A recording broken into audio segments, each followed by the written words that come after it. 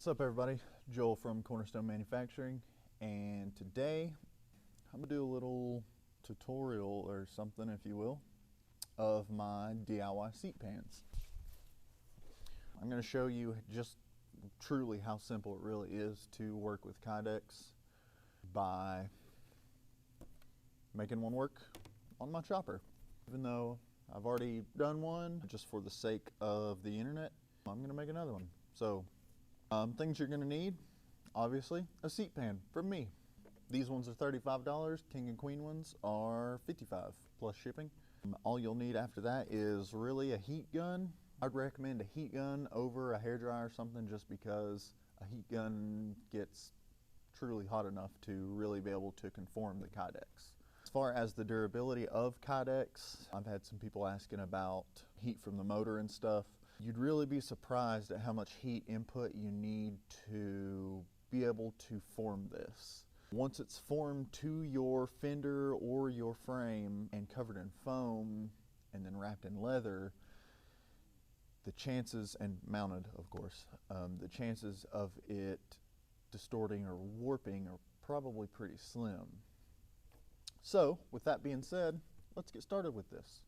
I'm gonna grab the heat gun, some gloves, and then we'll get to working. Heat gun, seat pan. Now, just looking at the general shape of it, I'm gonna want to start my bend truly about right here. Sort of holding it up and seeing. So what I'm gonna start doing is start heating this area, and then I'll set it on there and see how we're sort of looking. Might be able to give me a little bit better idea by just holding it on there.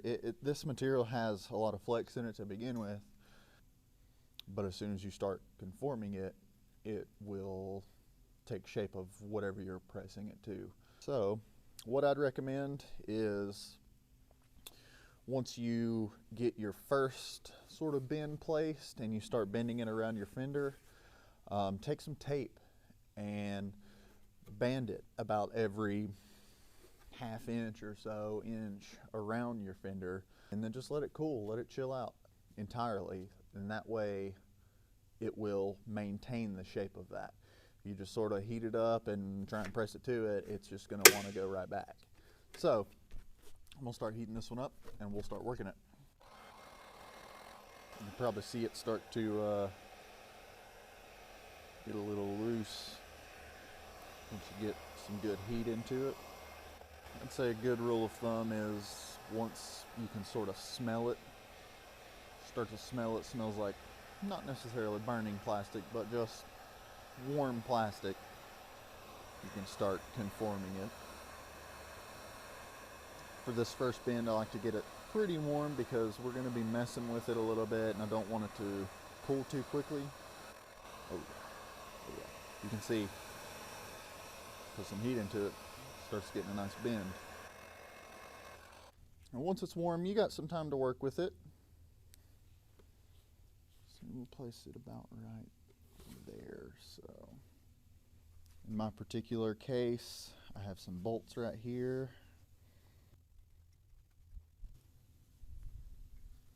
And just like that. I mean, it's that simple. Obviously it's still warm, so it's got some flex to it. But generally, you know, that's a pretty good start. Not bad for 2 minutes worth of work. So, like I said, this stuff will conform to anything. I have my mounts right here, and as you can see, it conforms perfectly, even to the little divots on the bolts. This stuff is magical. I love it.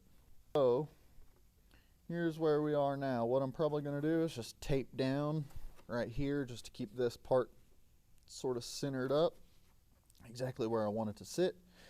Then I'll probably work this upper area a little bit, because as it gets into the upper backbone, it sort of rises up, and I want it to conform perfectly flat to my frame. So I'm going to grab some tape, tape that up, and then we'll start working our way back into the passenger section.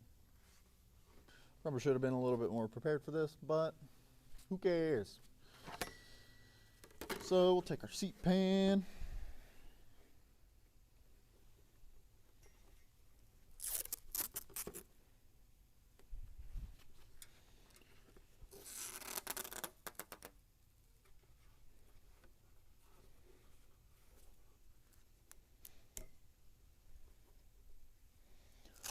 Just for protection, we'll put another little strip right here. So, it's looking pretty good. I'm gonna make sure it's all centered up. So like I said earlier, what I'd recommend is once you start getting into the passenger section, you're gonna wanna take some tape and do exactly like this, but just back here. And as you work the fender more and more and more, you're going to want to add more tape just so that it maintains its shape and doesn't conform and then sort of cool and spring back. And once you allow that to fully cool, like you saw with my other seat pan, which I'll grab right now, once you allow it to fully cool, it will absolutely maintain the shape. You can see how much curvature this one has for a ribbed fender. This was the first attempt that I had at it. It worked out great. This would absolutely work as a seat pan, but you can see the shape of it's a little funky. I just knew I could do better, so we're doing better. The version that I came up with after this one is the one that I sell now, which I'm happy with the shape of it. It's got a nice, you know, it doesn't look really square or anything like this. Got a nice shape to it, similar to older style seats, which I like. So anyways, let's get to working on this area here. Now something like this, you're probably going to want to have your tape handy, because as you start working it on your fender or on your frame, you're going to want to do the same thing. Tape it down, that way it just maintains its shape. Since it's sort of got a kick up right there, I want to be sure to heat it up a little bit back here, that way I can sort of roll it into the backbone. Just like with the fender, as you're working it on your fender, you're probably going to want to do some tape here, that way it maintains its shape there, and then same thing repeating up here at the top once you get the shape down of it. Since that's got a little bit of shape to it there, I'm going to get a little bit more heat into it.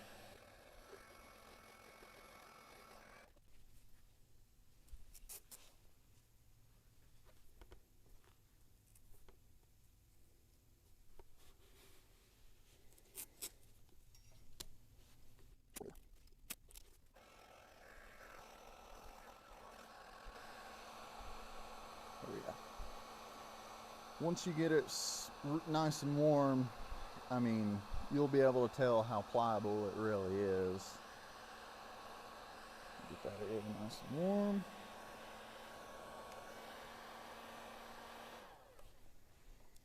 Take our tape.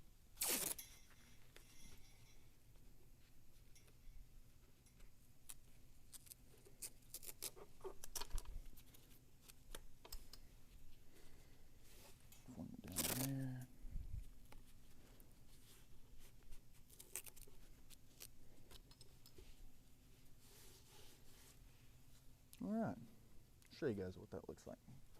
I mean, as you can tell, it is conformed perfectly to the backbone and upper legs on the frame.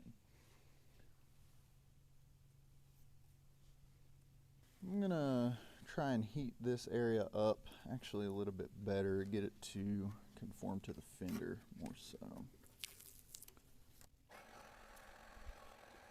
And you'll notice as I'm heating this up, it's already, you know, I'm not doing too much to it and it's already starting to do its thing. But you can notice as I take the heat away, it sort of has a way of its own.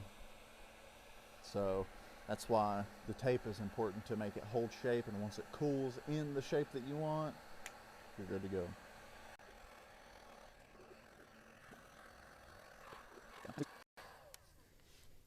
That there, take our tape. And at first you can generally shape it with your hands, but keep in mind this stuff is hot. I have the heat gun set at 650 degrees. Not that that's what necessarily the temperature of the Kydex is, but it is still pretty warm. So that's pretty good there.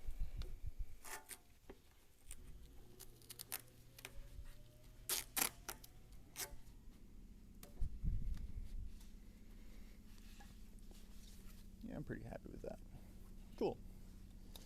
And we'll start working our way back. Just gonna get my tape ready. It would be cool to be able to tape it up here and then work my way down. That way it still maintains the shape. So, but I think I'm gonna work my way this way.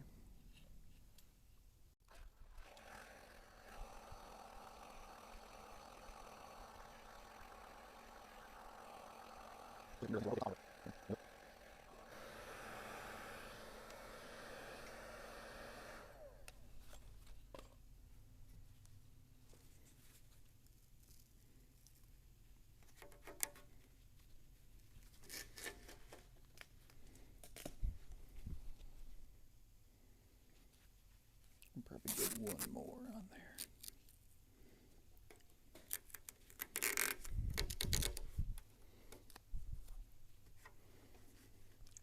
And while I'm at it, I'm going to go ahead and put one back here.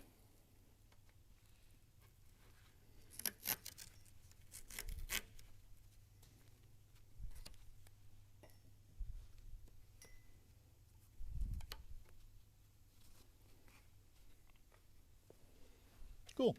It's working out great. Just as it should. Get some tape ready.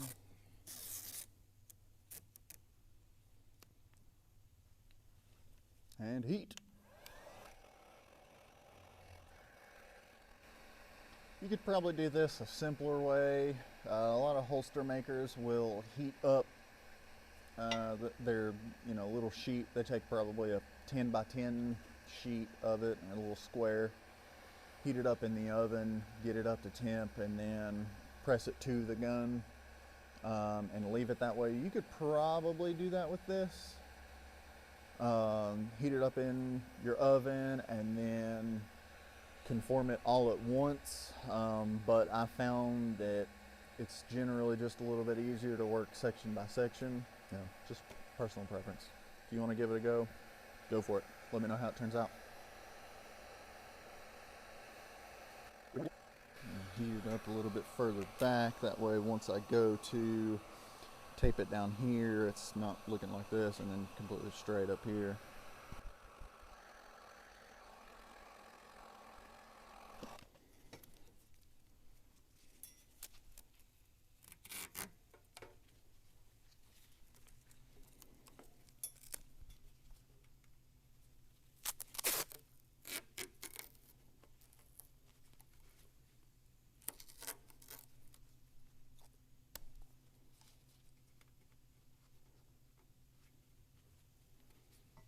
Yeah, it should be pretty good there.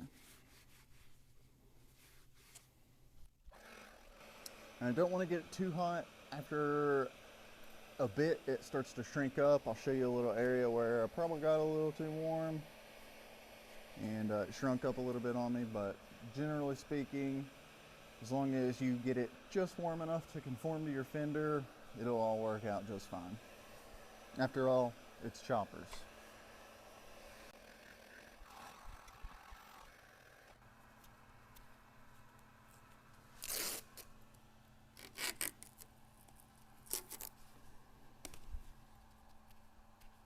No.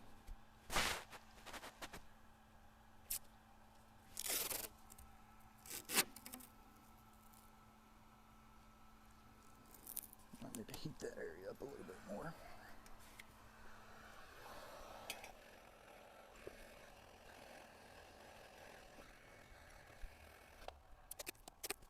You could probably get better results if you use thicker tape.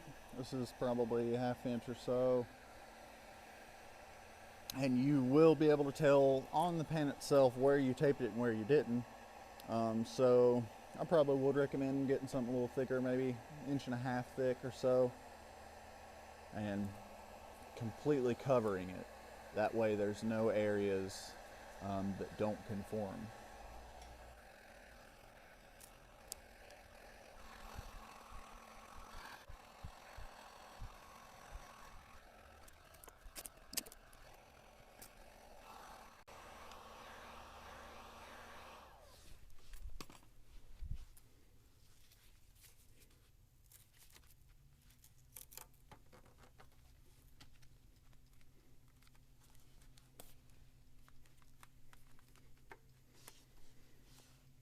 All right, so we'll let this cool.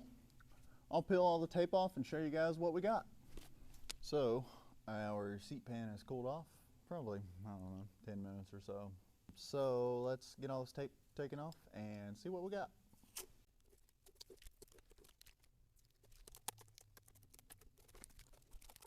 So keep in mind this one's not perfect. I sort of rushed it just for the sake of making a video. But generally speaking, that's it. That's pretty cool. You can see there, conforms to the backbone and all that jazz. Curvature of the fender. It's a little off center there towards the top, but again, sort of rushed it just to make the video.